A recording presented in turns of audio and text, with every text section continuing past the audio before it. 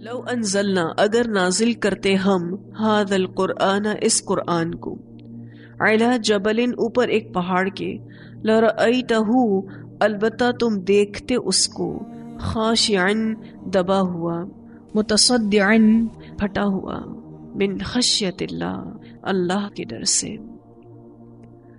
اگر ہم اس قرآن کو کسی پہاڑ پر اتارتے تو یقیناً یہ اللہ کی خشیت سے دب جاتا.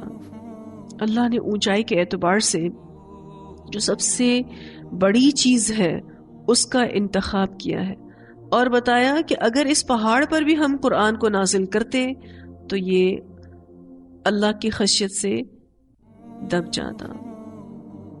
اللہ نے اونچائی کے اعتبار سے جو سب سے بڑی چیز ہے اس کا انتخاب کیا ہے اور بتایا کہ اگر اس پہاڑ پر بھی ہم قرآن کو نازل کرتے تو یہ اللہ کی خشیت سے دب جاتا. تو پہاڑ ایسے ہو جاتے انسان سے اس سے زیادہ مطلوب ہے. بتانا یہ مقصد ہے کہ اگر پہاڑ میں انسان جتنی عقل ہوتی تو یہ قرآن پڑھ کر ایسے ہو جاتا، اللہ کی خشیت سے دب جاتا. قرآن کی ایسی عظمت اور ایسا جلال ہے کہ اگر یہ پہاڑوں پر بھی نازل ہوتا تو وہ اس قرآن کی عظمت اور جلال کو محسوس کرتے ہوئے ریزہ ریزہ ہو جاتے، اللہ کی قدرت کے سامنے جھک جاتے. یہاں سے ایک اور بہت اہم بات پتہ چلتی ہے کہ یہ اللہ کی مخلوق بھی احساس رکھتی ہے. ایک روایت میں آتا ہے سیدنا عبداللہ بن عمر رضی اللہ عنہما بیان کرتے ہیں کہ منبر تیار ہونے سے پہلے رسول اللہ صلی اللہ علیہ وسلم کھجور کے ایک تنے پر ٹیک لگا کر خطبہ پڑھا کرتے تھے. جب منبر بنا کر رکھ دیا گیا اور رسول اللہ صلی اللہ علیہ وسلم اس پر خطبہ پڑھنے کو کھڑے ہوئے تو وہ تنا دور ہو گیا تو اس میں سے رونے کی آواز آنے لگی. آپ صلی اللہ علیہ وسلم اس کے پاس آئے اور پیار سے اس پر ہاتھ پھیرنے لگے. اسے بخاری نے روایت کیا ہے. یعنی وہ درخت کا تنا نبی اکرم صلی اللہ علیہ وسلم کی جدائی پر رو رہا تھا.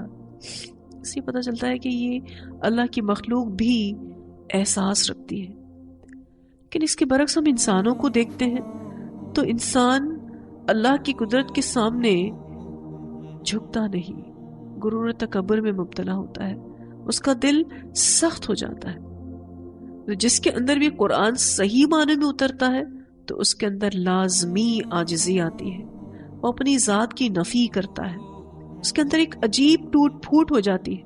وہ ویسا نہیں رہتا، وہ بالکل بدل جاتا ہے.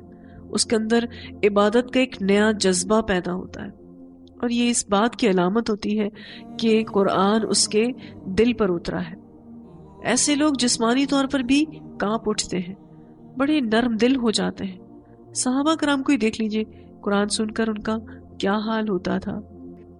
یہ آیت بہت اہم ہے. لو انزلنا ھذا القرآن علی جبل لرأیتہ خاشعا متصدعا من خشیت اللہ. جب کوئی پہاڑ ٹوٹتا ہے تو پورا منظر بدل جاتا ہے. بالکل اسی طرح سے جب قرآن اندر جاتا ہے تو وہ پورا انسان بدل جاتا ہے. ہم سب کو اپنی ذات پر فوکس کرنا ہے. دیکھیں ہم اپنا حال حلیہ کیا وہ عین شریعت کے مطابق ہوا ہے؟ اپنا لباس دیکھیں، اپنی روٹین دیکھیں، اپنے کام دیکھیں، سبھی میں تبدیلی آنی چاہیے. اپنی ترجیحات کو دیکھیں، اپنے پسند ناپسند کو دیکھیں. دیکھیں 3 طرح کے لوگ ہوتے ہیں.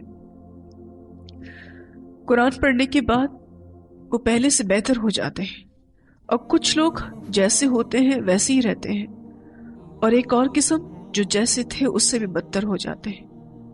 یہ آخری والی قسم ان لوگوں کی ہے جن کے اندر علم کا تکبر آ جاتا ہے. کچھ لوگ پڑھتے ہیں لیکن ان کے اندر کوئی تبدیلی نہیں آتی. وہ کہتے ہیں ہمیں چینج نہیں ہونا، ہم چینج نہیں ہو سکتے، ہم اپنے آپ کو بدل نہیں سکتے. تو اس کا مطلب یہی ہے کہ انہوں نے قرآن کو اپنے اندر اتارا ہی نہیں، قرآن کو اس لیے پڑھا ہی نہیں کہ عمل میں تبدیلی آئے۔ قرآن پڑھنے والے سے مطلوب یہی ہے کہ وہ عاجز ہو جائے، اللہ کے آگے جھک جائے، وہ اندر سے اپنے آپ کو توڑ دے۔ قرآن انسان کو ری بورن کرتا ہے، نیا انسان بناتا ہے۔ پچھلی جتنی بھی بری عادات ہوتی ہیں یہ قرآن اس کا خاتمہ کرتا ہے۔ جتنی بھی گندگیاں ہیں دلوں کے اندر، دماغ کے اندر، عمل کے اندر، یہ قرآن اس کی صفائی کرتا ہے۔